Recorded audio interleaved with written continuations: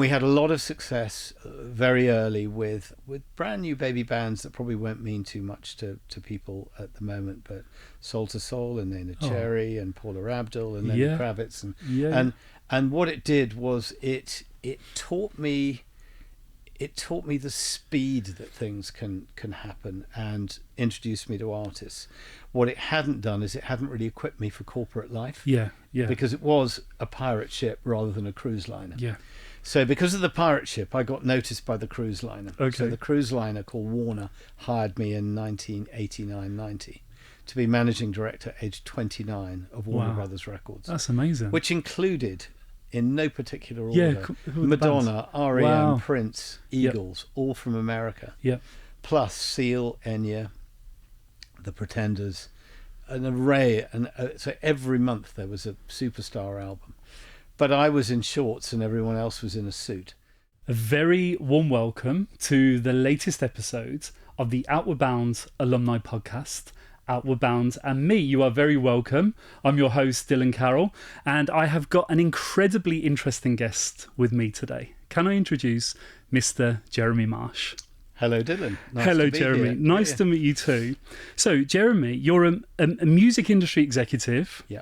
You've been in the business for a long time, 40 years, and you've led major record labels, including RCA, Virgin, Warner Music Group.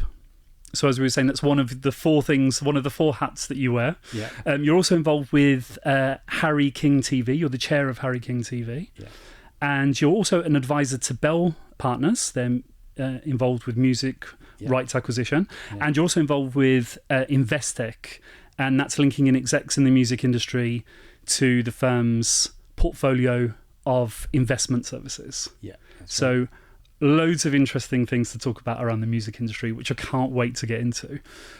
However, with this podcast, what we love to do is straight away go back into your past, what happened before you came to Outward Bound. But before we start, Outward Bound Aberdyfi 1973. Yes. Is that right? Yes. No, that's absolutely right. So 13 years old. Yes, very young. A very young version of myself. And my father, who was involved with Outward Bound, and we'll come back to that at a later stage, had got together with a fellow director of his at Taylor Woodrow, who was actually running the company and all the housing that they were building in Mallorca. And so my father and this gentleman both decided that their two sons, Javier and Jeremy, would go to OBT in Abu Dhabi. And so I remember vividly being packed onto the train very early one morning with the suitcase, a bit like Paddington Bear, and sent off to the school. And really it was an eye-opener, because I think we were probably younger than the average age of apprentice that might go there in that era of sort of 16 to 18. But we were either test pilots or just thought that we were made of hardy enough stock to do that. And we had an enjoyable but challenging time. Can't wait to hear about this, because I think it might have been an exception that you were sent at that age, but that might be connected with the fact that your dad, Ted Marsh, who many of the listeners will remember, because I've, even before we met, long before we met actually, I'd heard your dad's name mentioned. So before we go into your story, and I'm sorry this is your podcast, but I think your dad's connection is really interesting. It's like a double episode, if you like, because of your dad's connection. But can you tell us a little bit about Dad and his connection? Sure. And in particular, the wonderful connection that he has with Outward Bound Malaysia. So Dad caught the back end of World War II. He was a Royal Marine serving on HMS Glasgow during the D-Day landings. And when the war finished, he came out. He then went to Malaya with the government colonial services, and was introduced to people who were setting up the Outward Bound School in Penang.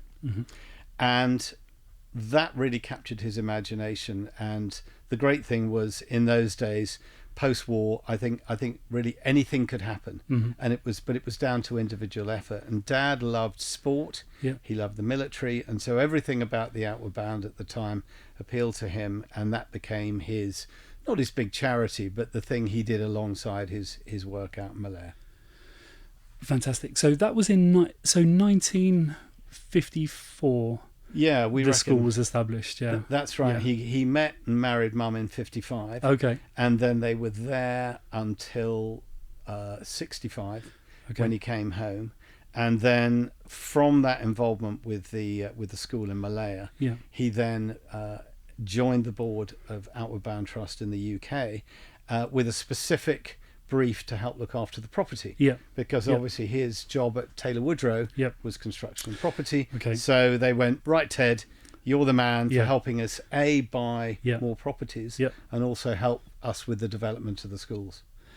Fantastic. It's really interesting. And when we first came into contact, I think it was probably a few years ago, Jeremy, when we had a chat about your dad's archives, and I went into the office this morning to go through them again. I wanted to bring it across, but they are huge in size. There's a lot of them. There's a lot of archives, but they're fascinating. I went down a rabbit hole with them this morning. But what I think I'll do is I'll take some photos, because there's all sorts of letters, all sorts of like permissions granted for Outward Bound to. I think it was the first school that was opened outside of the UK, and just had permission to go and scope out the environment and build and create this in connection with the government as well, wasn't it? It was very much by invitation, I think, at that time. Well, I think also a lot of the governing in Malaya is in rotation, and it was the sultans. So you'd have Selangor, Johor, and so whoever came in, a bit like the political party leader, you needed the permissions, and it was extremely formal.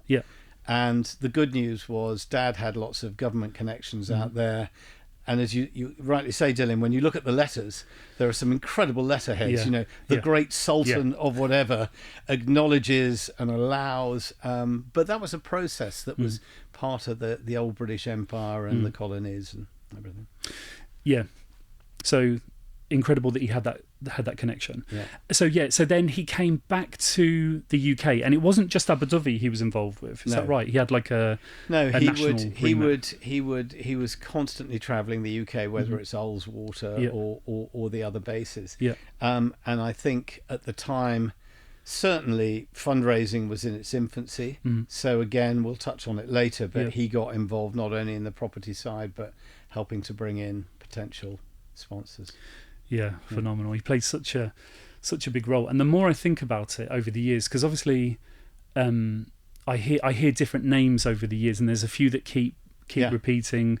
So I think over the years, many of the listeners to this or viewers to this podcast will have come into contact with your dad over the years. So well, he was, as I say, he was a Marine by name and a Marine by nature, and I think his nickname was Direct Action Marsh. And I think, when the board minutes came out and there was an action line, there was always a tick by Dad's column. He was and it was the great thing, if the war had any benefits at all, it had people who came out of it and survived it tended to be very organised. And Dad was extremely good at leading a troop of people in that situation. And so when he came out, he was a very active and very effective board member. I think, as we can see with sort of current day politicians, there's a lot of people who are very good at saying things but aren't necessarily good at following through. And Dad literally had this great saying when he asked me to do something. He said, "I didn't ask you to walk, I didn't ask you to run, I asked you to bloody well fly." And that was Dad's motto in life, was if you need to do something, do it now. Don't put it on a list that gets. And I think therefore a lot of organisations, OBT being one of them that Dad worked for, benefited from that. And he had this enormous kind of energy that surrounded him. So, but he loved it. And let's put it in context. This was not something that he saw as work. He saw his involvement with OBT as a kind of mission, something he really enjoyed, and I'm sure that's why he put me through it. So could you say, I've not asked this question on the pod before, but how was having a dad like that when you reflect back on your childhood? Well, I'm an only child. I was an only child. Mum and Dad are now sadly both gone. But I think it does one of two things. You are flooded with love, which is fantastic, but it's only you. So you get the full force of whatever that energy that they both have. And my mum was an actress, and so life was a theatre, life was a pageant. I'm not saying we were always dressing up and quoting Shakespeare, but there was an awful lot of fun and activity.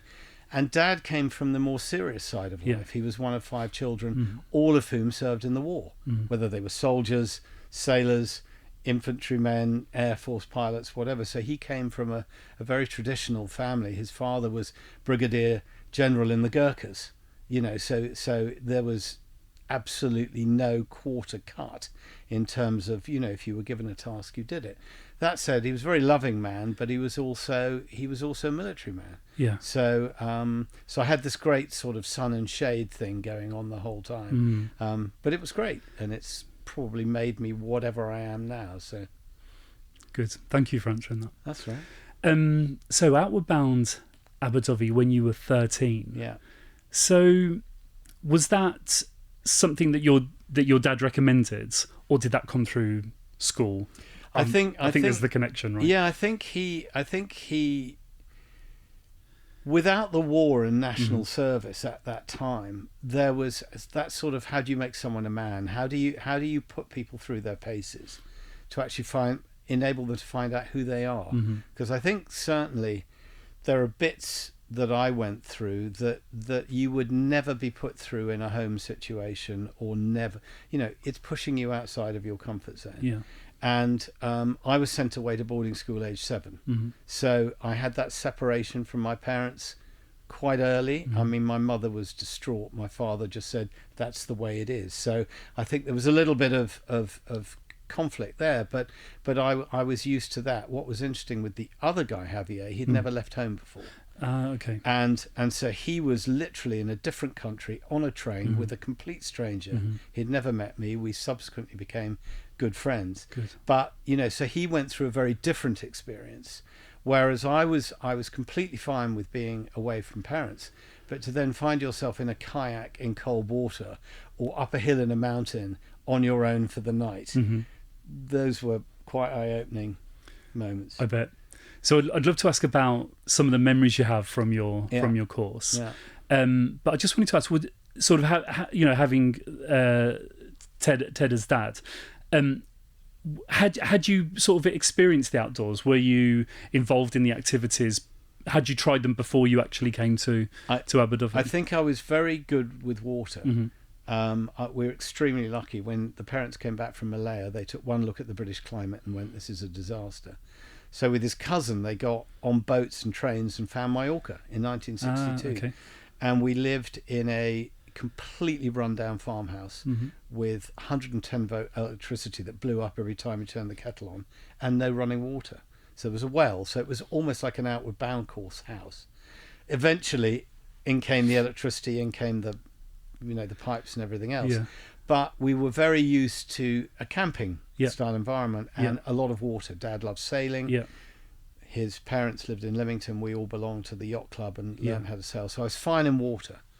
What was a challenge was suddenly building a bivouac, staying dry, not talking to people, actually, and also listening to noises outside. I was used to the outdoor life with walks and dogs and things like that, but the minute you're left alone in a forest and it goes dark at 6 and then you hear and you go, oh my god, it's a wolf. What's that? And it's not, of course, and that safety is right round the corner, so you're never in danger, but you have to deal with your own mind, which of course is then playing you a whole load of pictures and stories that you've never had before. So the good thing was it did have those moments.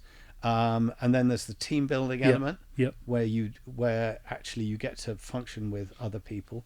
And as an only child, I think my parents were very conscious that without brothers and sisters, I needed to get into environments where I could work with other people. So, do you remember, other than Javier, do you remember anyone else on the Not on the course? Specifically by name, because it really was 100 years ago.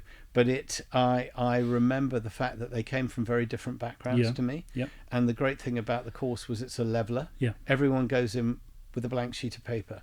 You can be the Duke of Westminster's son, you can be a welder's son from Wakefield, whatever, and you're all on the same level.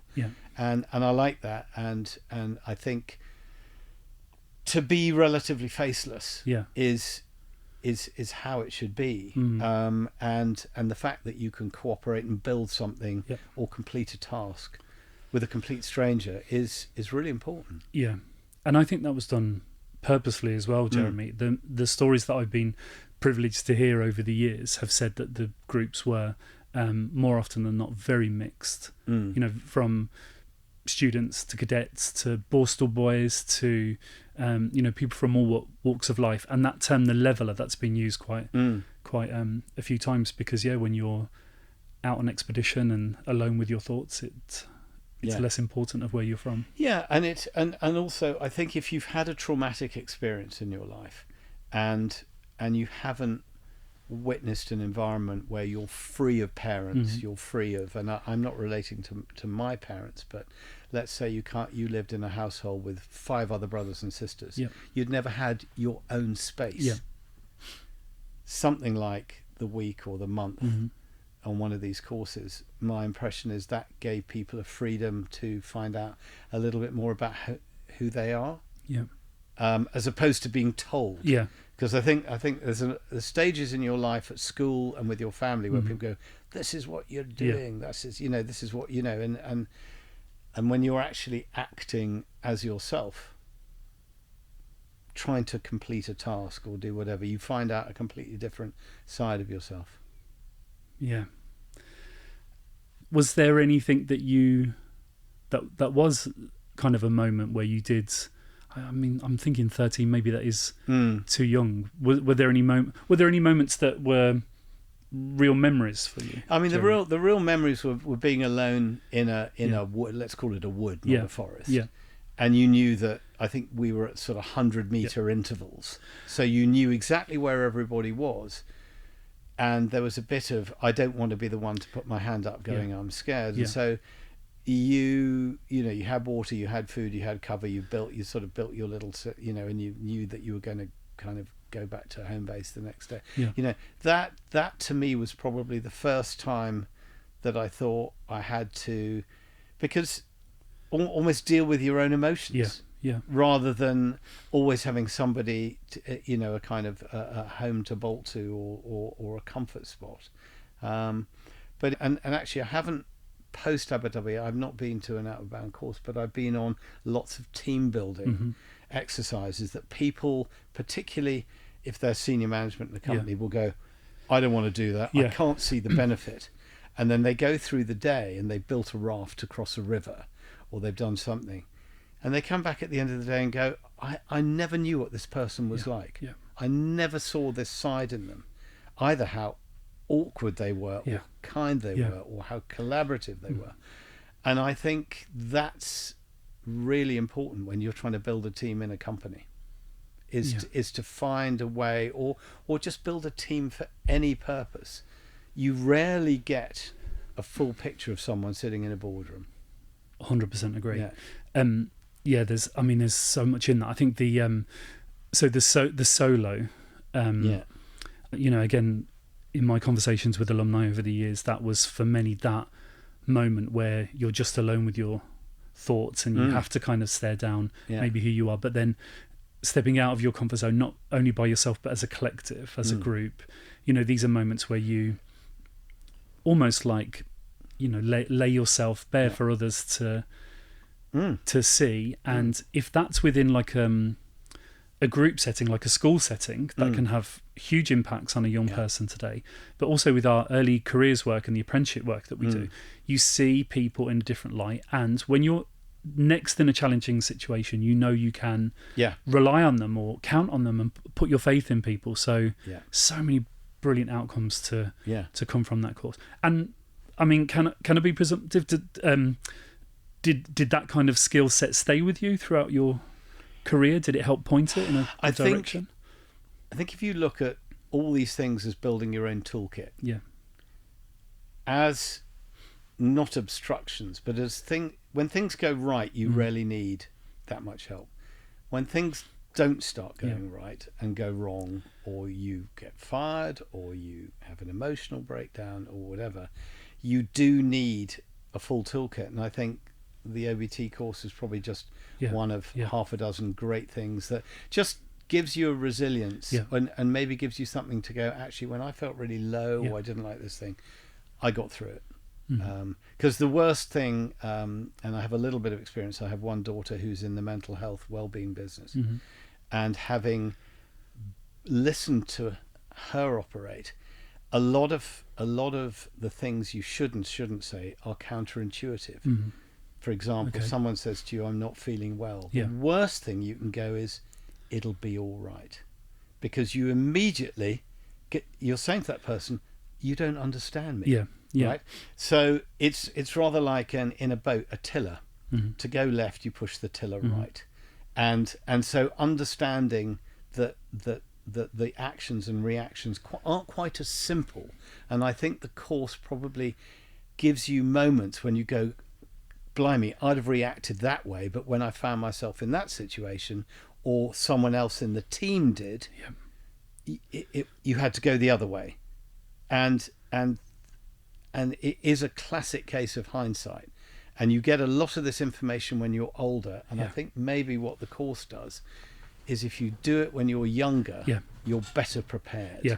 That's probably the takeaway. Yeah, it's really interesting. I've been thinking a lot about this recently, and just meetings I had today, talking with one of our corporate partners, and they're saying we're trying to react to what is needed and not really enforcing our own values on it. So we're listening, and I was reflecting on Outward Bound's pedagogy around choice theory, and trying to understand young people, trying to understand their quality worlds and what motivates them, and the society that they're living in, which might be different to us being older, and trying to position yourself in a way that would help them learn more. And so if you look at it from their perspective, it's almost like you'll get more out of the person as well. So it might seem counterintuitive, but we're all on our own journey to understand and to learn.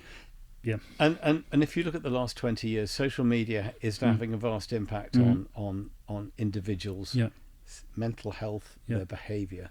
So the courses probably need to reflect. Now, one of the great things is putting your phone away and not back to nature, but certainly leaving tech to one side.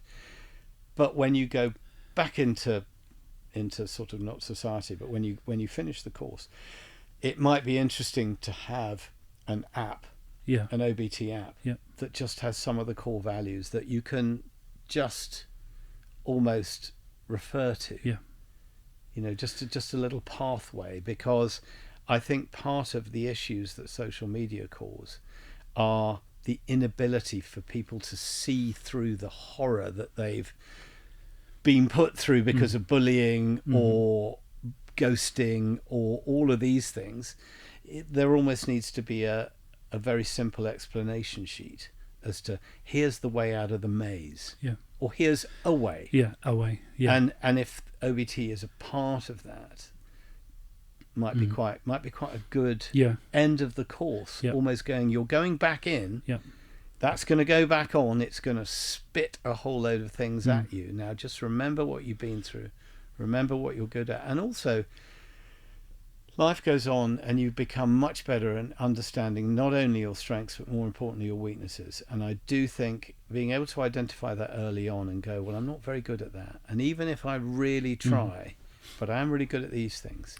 And that's a good life journey as well. Yeah, definitely. Because we can't all be good at everything.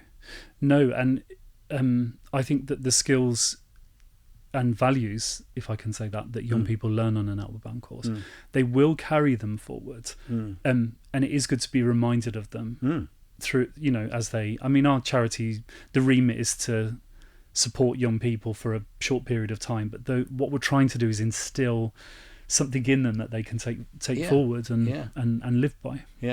Well, in a way, some sort of app-based function might be quite an interesting. There you go. That's the entrepreneur in you, Jeremy, coming up with solutions.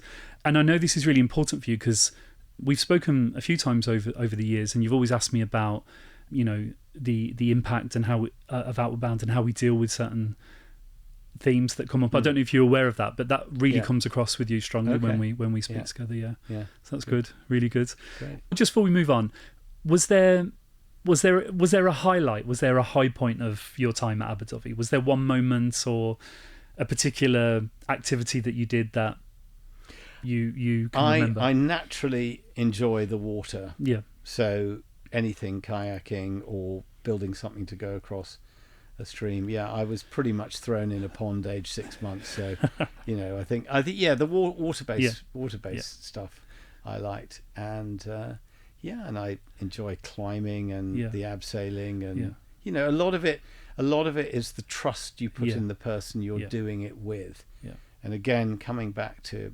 probably the thinking my parents had was he's an only child. He needs to be collaborative with other kids rather than just a solo player. Yeah. Did you do the jog and dip or the jetty jump even at Aberdyfi? I think we did the jetty jump, The jetty jump, So I did that with my team. Right. And it was the best team building exercise we've done. Yeah. We always talk about it, Yeah.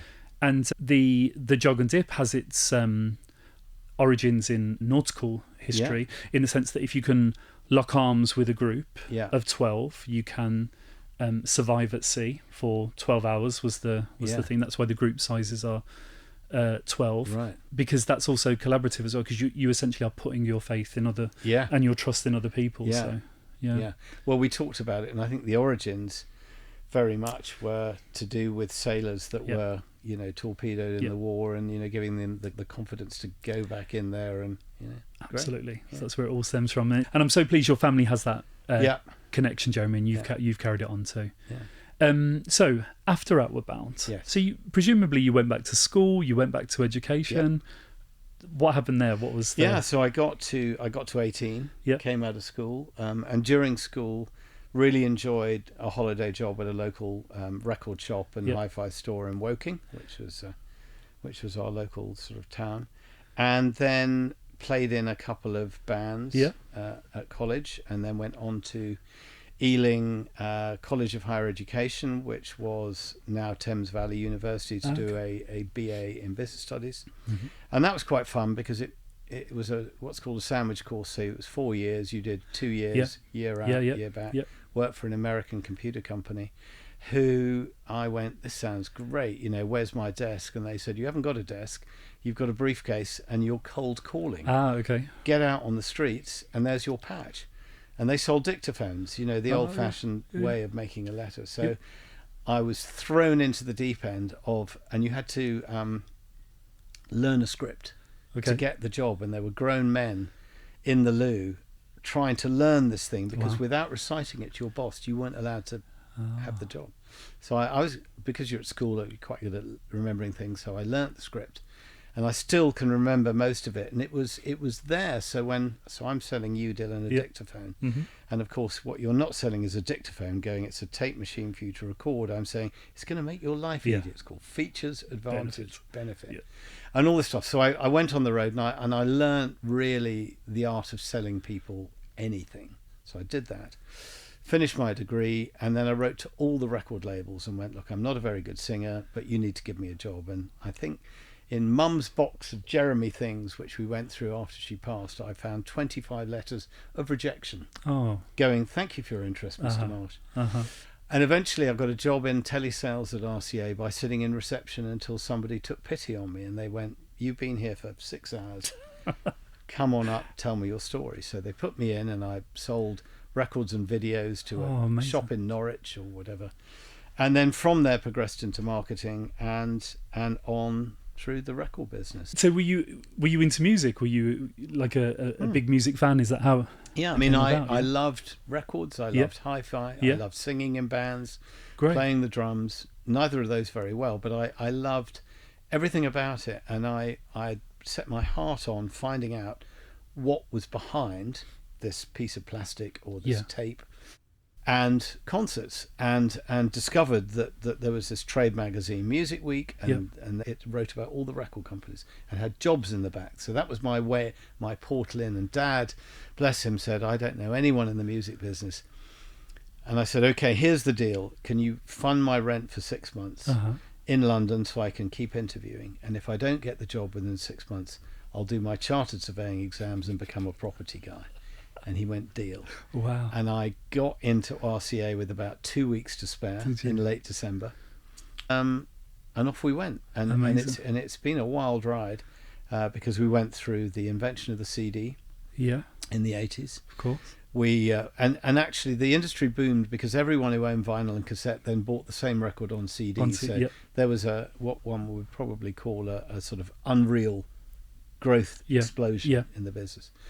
Then that took us through the 90s, then got to 2000 and download. Steve Jobs decided to put 1,000 songs in your pocket with an iPod, which was too expensive. It was £1 a track, so everyone started nicking music through BitTorrent sites. Along came Napster, and from Napster grew Spotify. So the industry then rebounded in 2010, 2015 with streaming, and now you can get all you can eat for 12 quid a month, which is extraordinary. So you can still buy vinyl for 40 quid, but you can also get, I think it's 24 million songs for £10 a month. It's crazy. And what it's done is, contrary to a lot of popular opinion, it's put a lot of money in a lot of artists' pockets who would never have actually sold a lot of records, but because they've got their social media right, or they've TikToked, or they've tweeted, they're beginning to stream, and streaming money comes through. It's slow, but it once the drip starts, it comes through. Fascinating. Right, I can't wait to get into this a bit more, but just before we do, so what sort of time is that? Sort of early 80s when you were kind of coming into the sector? I finished college in 83, really started work properly in 84, rose quite quickly through sales and marketing to a managerial position at Virgin, which was working for Richard Branson. Amazing. Which was incredible because it was like the Wild West. I mean, he was the closest thing to sort of Colonel old Custer you've ever seen. He would wave his sword, come in. It's like a pirate ship. Wow. We're taking it on, and we had a lot of success very early with brand new baby bands that probably won't mean too much to people at the moment, but Soul to Soul and Nena Cherry and Paula Abdul and Lenny Kravitz and what it did was it taught me the speed that things can happen and introduced me to artists. What it hadn't done is it hadn't really equipped me for corporate life. Because it was a pirate ship rather than a cruise liner. So because of the pirate ship, I got noticed by the cruise liner. So the cruise liner called Warner hired me in 1989-90 to be managing director, age 29, of Warner Brothers Records. That's amazing. Which included, in no particular order, Madonna, R.E.M., Prince, Eagles, all from America. Plus Seal, Enya, The Pretenders, an array. So every month there was a superstar album. But I was in shorts and everyone else was in a suit. So it took me 2 years to learn how to do the job. And in truth, I didn't do it very well there, but I had this resilience. I said, okay, I'm learning. And then an old boss came and pinched me from Warner to take me to RCA. Where, having learnt but not done it very well at Warner, I stripped ship, completely changed everybody and everything at Warner, and we launched Take That, Annie Lennox, M People, and had a fantastic run through the 90s. And of course, this is where I met a very young Simon Cowell. Oh, very good. Sitting in the corner, eating his curds and whey. And being completely ignored because rather than a true A&R artist and repertoire person signing artists and developing careers, he was focused on television programs and in particular theme music. And he went and the short version of this is the then chairman, my boss, John Preston, said Simon's being ignored where he is. People are slightly laughing at him, not just because of the high trousers, but because of his taste in music, which included Roland Rat, the theme from TVAM, the Power Rangers. That's how World Wrestling Federation. And Simon's view was kids love this theme music. And what he said to me is, okay, if you trust me with this, I can deliver you enormous commercial success. Forget the credibility. So I said, okay, what do you need? He said, I need a ticket to America. So popped him on the plane to LA. And about a week later, I get this call. and of course this was really just after mobiles came in. There were no emails, faxes were chuntering away. I said, where are you? He said, I'm in the office of Saban Entertainment. And I said, who with? Mr. Saban. I went, oh my God, only Simon could have muscled his way. And we did a deal for the Power Rangers soundtrack outside of North America. Okay. And we sold 1 million copies. Wow. Every kid wanted it, Go-Go Power Rangers, whatever. And that became Simon's USP. Yeah. And from there, we signed Robson and Jerome, the singing actors from Soldier Soldier. Yep. Sold 3 million albums there. And we put him under the wing of the man, Nick Raymond, who signed Take That, the original 5-piece with Robbie Williams and Gary and Howard and Jason and Mark. And from that, he then went, right, I'm going to do my own band 5, and then Westlife. And then on it went. And then we introduced him to Simon Fuller, who managed Annie Lennox, and the two of them put Pop Idol together. That's right, yeah. From Amazing. that, it became X Factor, and then Simon off into the stratosphere. Yeah. But it was extraordinary. He was a young guy when I met him, probably, late 20s, and his father, Eric, had been involved with EMI Film Studios. But it was a classic case of he was the square peg in the round hole. Where he was sitting in an artist and repertoire team, people were going, no, you've got to sign bands that sound like Blur or Oasis or whatever. And he was just focused on, I want to do things that don't rely on radio. And TV, he just had this thing about television.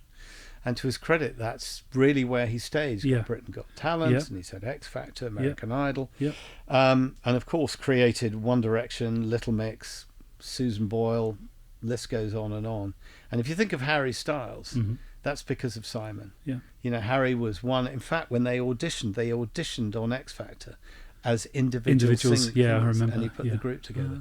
But Harry's just sold 1 million tickets at Wembley Stadium and 1 million tickets at Madison Square Gardens. Now that's probably as big as any artist in the world, probably alongside Coldplay. So, but what was lovely was we treated him, and I said to Simon when I first met him, I said, look, no idea if this is going to work, but why don't you come and meet my team? We were all going skiing on a cheapo to wherever it was, all staying in the tiniest we were all sharing bunks and whatever. And he was completely normal for the first 5 years. And then what really changed his life was American Idol. Because America is 10x of anything here. The audience size, the income, everything around it. And that just took him into the global stratosphere. It was extraordinary. It was just amazing. Incredible. But anyway, so that was Simon. And he's still a great friend. So that's good. Yeah.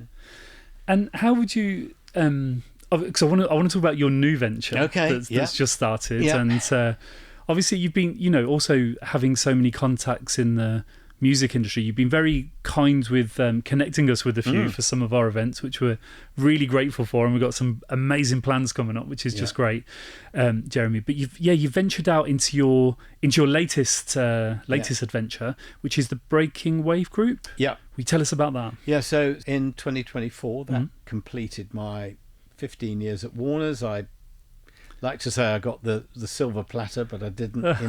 Anyway, carriage clock. Carriage clock or whatever. Came out of that and started doing a portfolio of other companies. We talked about Harry King. There's Investec Bank and Bell Partners. And one guy in particular had been bugging me at Warner's and went, I really want to start a label. Okay. And I said, there's only one lovely guy called Nick Stewart who, funny enough, signed you too.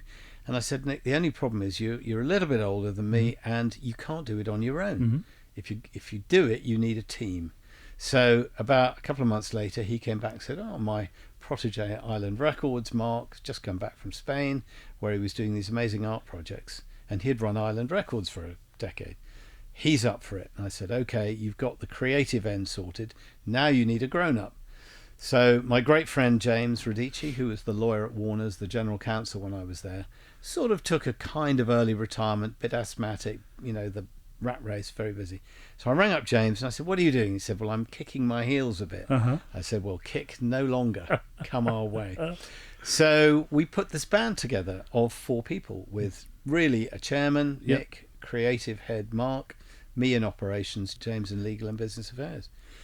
So we thought, well, we haven't got any money. other than our own, let's go and find a couple of investors. So we found literally one guy 5 minutes in, I'll back you, another guy 5 minutes in. Wow. And so this isn't millions of pounds we've raised. We've just raised enough to incorporate the company, to pay expenses, but more importantly, have enough money to start developing some artists. Brilliant. But we made a conscious decision that we needed to have 3 or 4 legacy acts, and at some stage I'll give you a list of who they are, but we'll include acts like 10cc, Rumour, who's a beautiful singer who launched about 15 years ago, like Karen Carpenter, Lemon Jelly, who are an alternative indie Atmos band, and then 2 new acts. But we wanted to have these established acts to give us an identity from day one, rather than going, well, we'll see you in 3 years when we've broken something.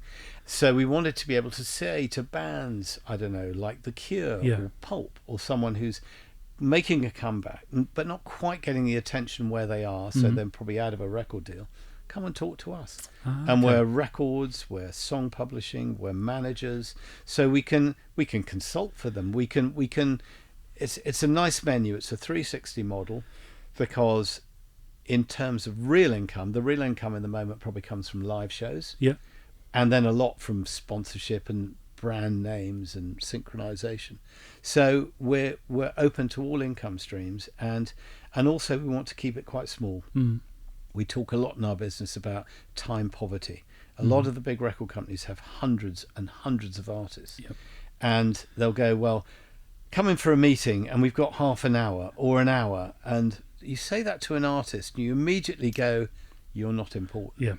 Whereas if you say, okay, do you want the morning or the afternoon, and here's a pot of tea, and so we're taking a very much softly approach, going, we've got 3 to 5 years until we get this to a certain level, but we want to do it with artists that will say to other artists, God, if you're lucky enough to be with this team, you've got the time, we've got enough physical resources, because we have a deal with Universal Records to distribute on one level and license on another level, so we have access to funds when we're ready to spend money.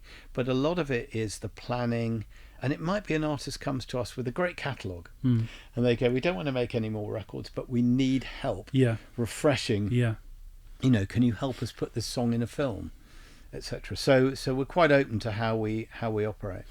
Because I think you're seeing that a bit more, aren't you, in the music industry? Because I think about my daughters, and they're listening to TikToks, and it's songs that I'm like, oh, that's what I was listening to when I was your age. And then a song like, there's the World Cup song at the moment where it goes back into sort of mainstream consciousness, and people are buying it and downloading it, and they're having big success. There was that Kate Bush revival with the TV series, Running Up the Hill and Stranger Things. So do you think, I don't know, could we see a reverse back to record labels as they were, maybe, when you first started out? I mean, I think the great thing in life of copyright lasts 75 years. So when you've recorded something, it's yours, and you receive a royalty for that period of time.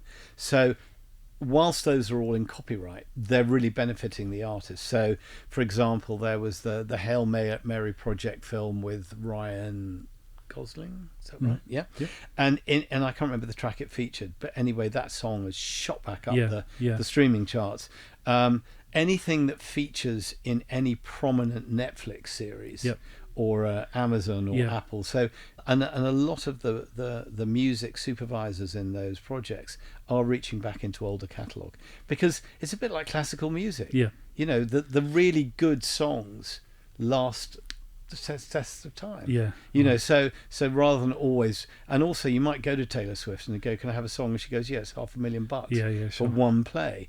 Whereas somebody, I don't know, from a band, The Cause or something, will go, you can have it, pay us $1,000 or something, so, and then suddenly that track explodes.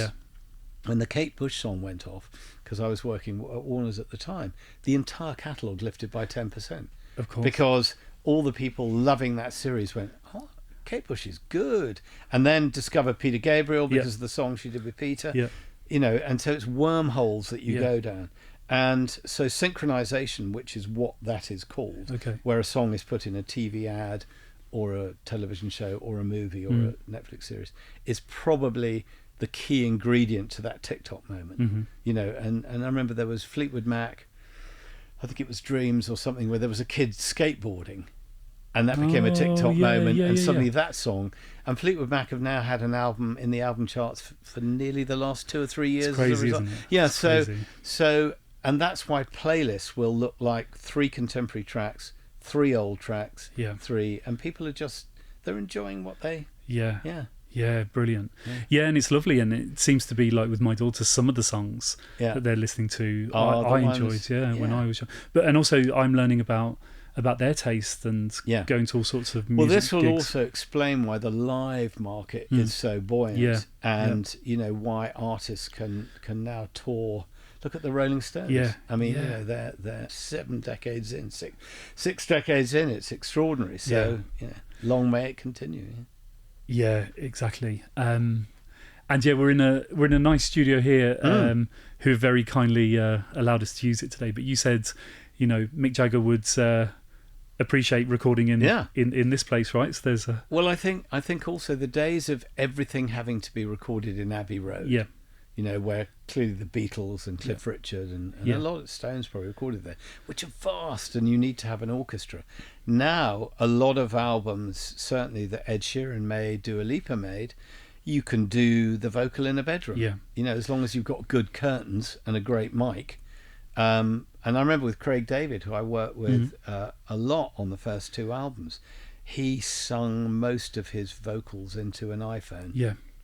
And then, of course, they're tarted up and mixed and recorded. But and also people write everywhere now and record everywhere. Before it used to be we're decamping to a studio in Wales for 3 weeks and that's going to be the album. Now things are recorded.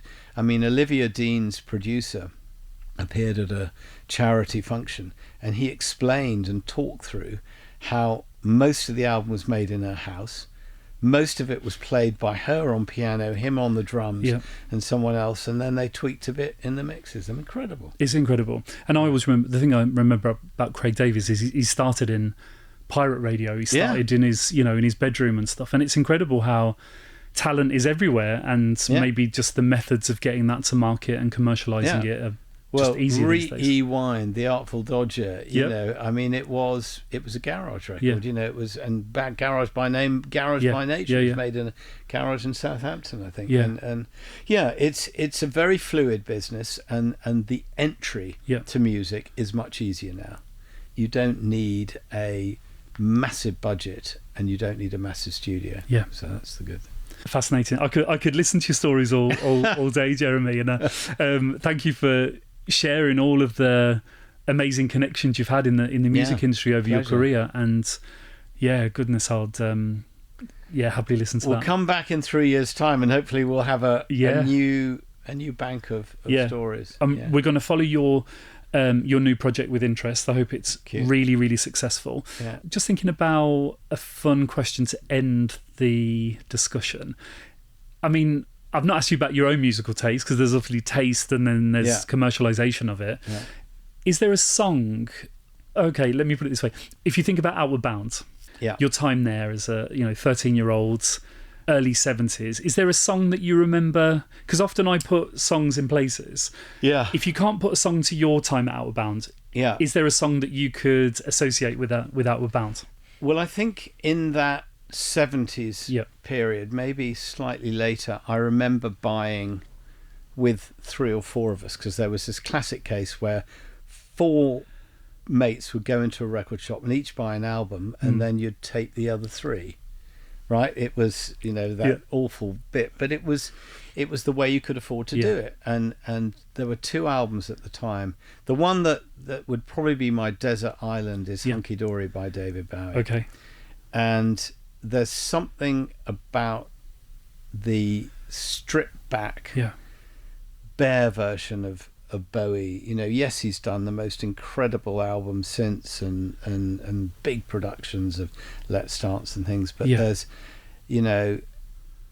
Bowie just almost epitomized where we were at, vulnerable kids.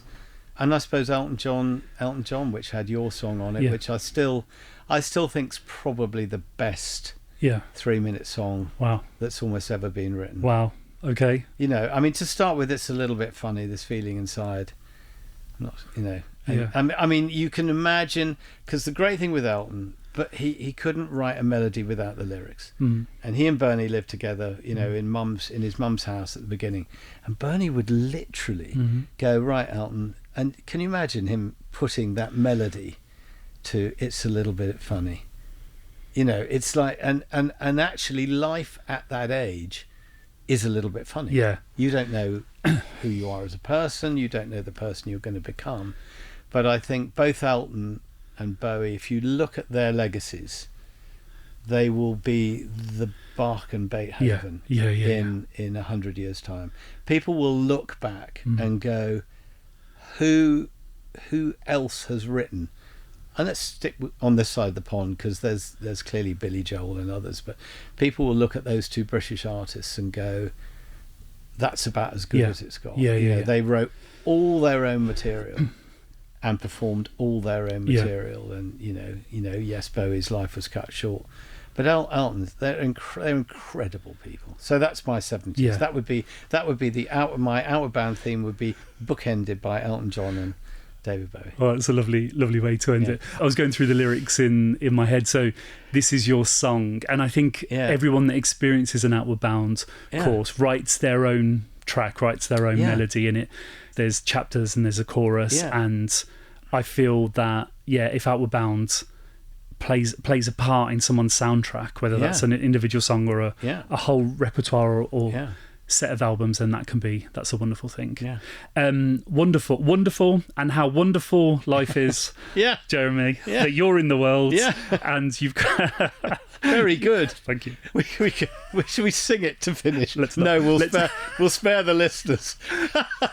Let's not, and say we did. Brilliant. It's been thank you, a pleasure talking to you. Thanks for your time. Thanks for all your support. You know, your family's got a great connection to our charity, and thanks for sticking by us. All the best in your new adventure, and we'll try and keep the bonds really strong going forward. 100%. Jeremy Marsh, thank you for being a guest today. Thank you. Brilliant.